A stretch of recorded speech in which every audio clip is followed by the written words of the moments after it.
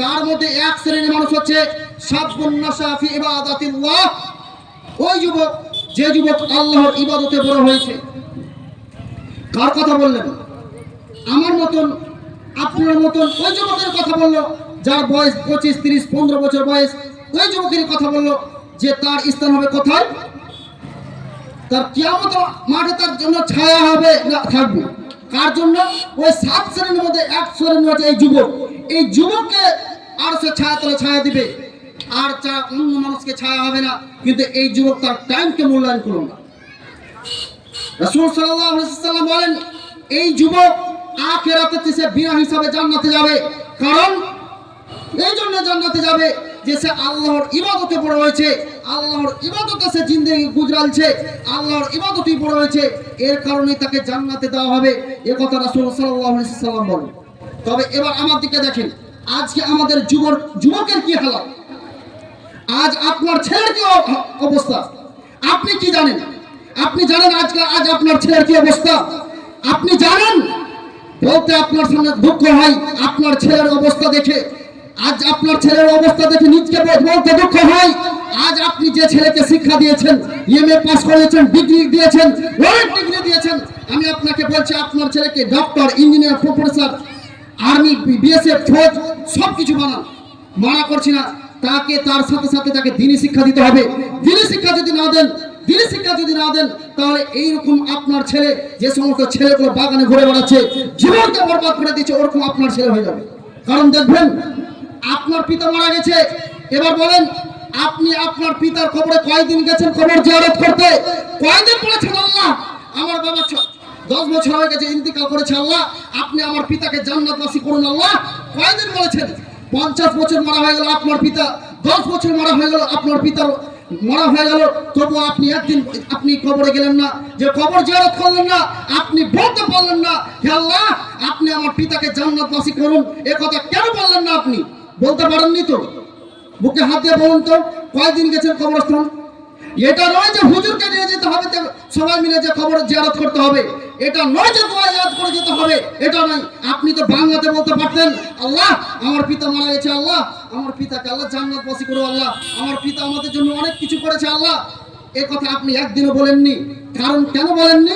আপনার পিতা আপনাকে এই শিক্ষা দেননি যে আব্বু আমি যখন মারা যাব তুমি আমার জন্য আমার কবরে যে দোয়া করবে, তুমি আমার জন্য দান খায়রাত করে যাবে। এই কথা আপনি বলেননি, আপনার পিতা আপনাকে বলে যায়নি। ঠিক তেমন আপনি আপনার বাবার আপনি স্বভাব ধরেছেন, আপনি আপনার পিতার স্বভাব ধরেছেন, আপনার পিতা যখন আপনাকে বলে যাননি, আপনি ঠিক তেমন আপনার ছেলেকে আজকে শাসন করেননি। এবার দেখেন আপনি মৃত্যুবরণ করেন, আজ আপনার ছেলে আপনার খবরে কয়দিন যায় দেখতে আপনাকে, আপনার জন্য কয়দিন দোয়া করছে বলুন তো? এই ছেলে আপনার খবরে যাবে? আপনি যখন আপনার পিতা খবরে একদিনও যাননি, ঠিক তেমনই আপনার এই ছেলে, এই কুলাঙ্গার ছেলেকে আপনি যে শিক্ষা দিতে পারেননি, এই ছেলেও আপনার কবরে যাবে না, আপনার জন্য দোয়া করবে না। ওয়াল্লাহি আল্লাহর কসম, ওয়াল্লাহি আল্লাহর কসম করে বলে যাচ্ছি, এই কুলাঙ্গার ছেলে আপনার কবরে যে একদিনও দোয়া করবে না, একদিনও দান করবে না, কারণ তাকে আপনি সঠিক শিক্ষা দেন। আজ আমাদের যুবকদের যা অবস্থা বলতে অনেক লজ্জা লাগে। আজ আমাদের যুবকের অবস্থা, আজ যুবকেরা বলছে আমাদের সময় অনেক রয়েছে, এটা আমাদের এনজয় টাইম, এই টাইমে আমরা এনজয় করব, এই টাইমে আমরা এনজয় করব।